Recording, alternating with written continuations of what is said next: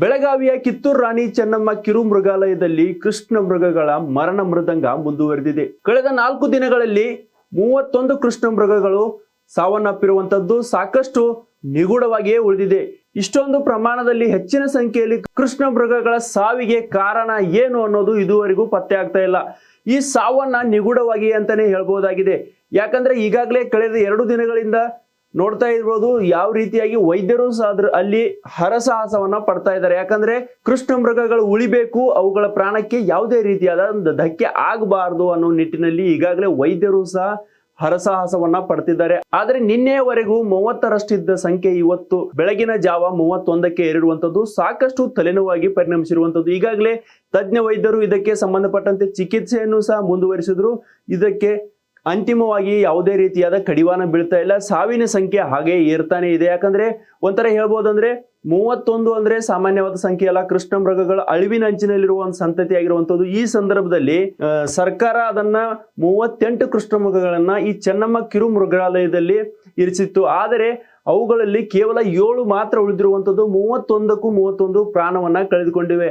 ಕಾರಣ ಇದುವರೆಗೂ ನಿಗೂಢವಾಗಿಯೇ ಉಳಿದಿದೆ. ಸರ್ಕಾರಕ್ಕೂ ಸಹ ಇದೊಂದು ತಲೆನೋವಾಗಿ ಪರಿಣಮಿಸಿರುವಂತದ್ದು. ಆದರೆ ಈ ಎಲ್ಲ ಕೃಷ್ಣ ಮೃಗಗಳ ಸಾವಿನ ಕುರಿತು ಉನ್ನತ ಮಟ್ಟದ ತನಿಖೆ ಆಗಬೇಕು ಎಂದು ಪ್ರಾಣಿ ಪ್ರಿಯರ ಜೊತೆಗೆ ಬೆಳಗಾವಿ ಜಿಲ್ಲೆಯ ಜನರು ಸಹ ಆಗ್ರಹಿಸುತ್ತಿರುವಂತದ್ದು.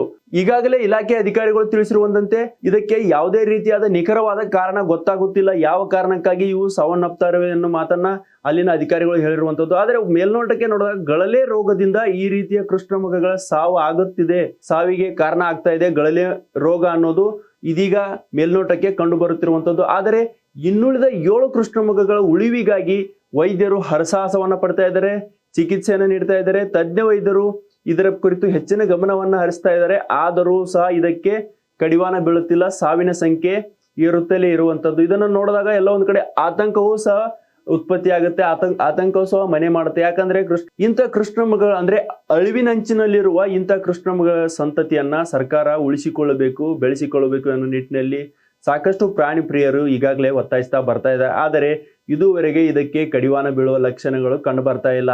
ಇನ್ನೊಂದು ವಿಚಾರವನ್ನು ನೋಡಿದಾಗ ಅಲ್ಲಿನ ಸ್ಥಳೀಯ ಅಧಿಕಾರಿಗಳಾಗ್ಲಿ ಅಥವಾ ಸಂಬಂಧಪಟ್ಟವರಾಗಲಿ ಇದ್ರ ಬಗ್ಗೆ ಹೆಚ್ಚಿನ ಗಮನ ಹರಿಸಬೇಕಿತ್ತು. ಒಂದು ವೇಳೆ ಮುಂಚಿತವಾಗಿ ಈ ರೀತಿಯ ಯಾವುದೇ ರೀತಿಯ ರೋಗದ ಲಕ್ಷಣಗಳು ಕಂಡು ಬಂದಿದ್ರೆ ಅದ್ರ ಬಗ್ಗೆ ಗಮನ ಹರಿಸಿ ಅವುಗಳ ಚಿಕಿತ್ಸೆ ಕೊಡುವ ನಿಟ್ಟಿನಲ್ಲಿಯೂ ಸಹ ಕ್ರಮವನ್ನು ವಹಿಸಿಕೊಳ್ಬೇಕಿತ್ತು. ಕ್ರಮ ಕೈಗೊಳ್ಳಬೇಕಾದವರು ಎಲ್ಲೋ ಒಂದ್ ಕಡೆ ಇದ್ರ ಬಗ್ಗೆ ಬೇಜವಾಬ್ದಾರಿ ವಹಿಸಿದ್ರ, ನಿರ್ಲಕ್ಷ್ಯ ಧೋರಣೆ ವಹಿಸಿದ್ರ ಅನ್ನೋ ಪ್ರಶ್ನೆಗಳು ಇದೀಗ ಮೂಡ್ತಾ ಇರುವಂತದ್ದು. ಯಾಕಂದ್ರೆ 31 ಅಂದ್ರೆ ಸಾಮಾನ್ಯ ಸಂಖ್ಯೆ ಅಲ್ಲ. ಕೃಷ್ಣ ಮೃಗಗಳಂದ್ರೆ ಆಲ್ಮೋಸ್ಟ್ ಆಲ್ ಈಗ ಅಳಿವಿನಂಚಿನಲ್ಲಿರುವ ಸಂತತಿಯಾಗಿದ್ರು. ಆದರೆ ಈ ಕಿರು ಮೃಗಾಲಯದಲ್ಲಿನ ಅಧಿಕಾರಿಗಳಾಗ್ಲಿ ಅಥವಾ ಸಂಬಂಧಪಟ್ಟವರಾಗ್ಲಿ, ಅರಣ್ಯ ಇಲಾಖೆ ಆಗ್ಲಿ, ಸಂಬಂಧಪಟ್ಟ ಎಲ್ಲ ಅಂದ್ರೆ ಟೋಟಲ್ ಈ ಇಡೀ ಸಿಸ್ಟಮ್ ಅಲ್ಲಿ ಬರೋರು ಇದ್ರ ಬಗ್ಗೆ ಹೆಚ್ಚಿನ ಗಮನ ಹರಿಸಬೇಕಿತ್ತು. ಒಂದ್ ವೇಳೆ ಇದ್ರ ಲಕ್ಷಣಗಳು ಕಂಡು ಬಂದಿದ್ರೆ ಆಗಲೇ ಅವುಗಳಿಗೆ ಚಿಕಿತ್ಸೆಯನ್ನ ನೀಡಿ ಇವುಗಳನ್ನ ಗುಣಪಡಿಸುವ ಕೆಲಸವನ್ನ ಮಾಡಬಹುದಿತ್ತು. ಎಲ್ಲ ಒಂದ್ ಕಡೆ ಇವರು ನಿರ್ಲಕ್ಷ್ಯವೂ ಸಹ ಇದಕ್ಕೆ ಪ್ರಮುಖವಾದ ಕಾರಣ ಅಂತಾನೆ ಹೇಳ್ಬಹುದಾಗಿದೆ. ಒಟ್ನಲ್ಲಿ ಈ ಸದ್ಯದ ಮಟ್ಟಿಗೆ 31 ಕೃಷ್ಣ ಮೃಗಗಳು ಪ್ರಾಣವನ್ನ ಕಳೆದುಕೊಂಡಿವೆ. ಆದರೆ ಇನ್ನುಳಿದ 7 ಮೃಗಗಳಾದ್ರೂ ಉಳಿಯಲಿ, ಇನ್ನುಳಿದ 7 ಮೃಗಗಳಾದ್ರೂ ಬದುಕುಳಿಯಲಿ ಅನ್ನೋದು ನಿಜಕ್ಕೂ ಎಲ್ಲರೂ ಒಂದು ಪ್ರಾರ್ಥನೆಯನ್ನ ಮಾಡ್ಕೊಳ್ತಿರುವಂತದ್ದು. ಜೊತೆಗೆ ಪ್ರಾಣಿ ಪ್ರಿಯರು ಸಹ ತಮ್ಮ ಒಂದು ಬೇಡಿಕೆಯನ್ನ ಸರ್ಕಾರಕ್ಕೆ ಇಡ್ತಾ ಇರುವಂತದ್ದು, ಬೇಡಿಕೆ ಮನವಿಯನ್ನ ಸಹ ಸರ್ಕಾರಕ್ಕೆ ಇಡ್ತಾ ಇರುವಂತದ್ದು. ಈ ರೀತಿಯಾದ ಒಂದು ಸಂತತಿಯನ್ನ ಉಳಿಸುವಲ್ಲಿ ಸರ್ಕಾರ ಮುಂದಾಗಬೇಕು. ಸರ್ಕಾರ ಈ ರೀತಿ ಸಂಬಂಧಪಟ್ಟ ತಜ್ಞ ವೈದ್ಯರಿಂದ ಚಿಕಿತ್ಸೆಯನ್ನು ಕೊಡಿಸಿ ಇವುಗಳನ್ನ ಉಳಿಸಿ ಬೆಳೆಸುವಲ್ಲಿ ಸರ್ಕಾರ ಹೆಚ್ಚಿನ ಗಮನವನ್ನು ಹರಿಸಿ ಹೆಚ್ಚಿನ ಮುತುವರ್ಜಿಯನ್ನ ತೋರಿಸಬೇಕು ಅನ್ನೋ ಮಾತುಗಳು ಸಹ ಪ್ರಾಣಿ ಪ್ರಿಯರದ್ದಾಗಿವೆ. ನಿರಂತರ ಅಪ್ಡೇಟ್ಸ್ ಗಳಿಗಾಗಿ ನೋಡ್ತಾ ಇರಿ ಪ್ರತಿಧ್ವನಿ ನ್ಯೂಸ್. ಹೆಚ್ಚಿನ ವಿಡಿಯೋಗಳಿಗೆ ಪ್ರತಿಧ್ವನಿ ಯೂಟ್ಯೂಬ್ ಚಾನೆಲ್ ಸಬ್ಸ್ಕ್ರೈಬ್ ಮಾಡಿ, ಬೆಲ್ ಐಕಾನ್ ಕ್ಲಿಕ್ ಮಾಡಿ.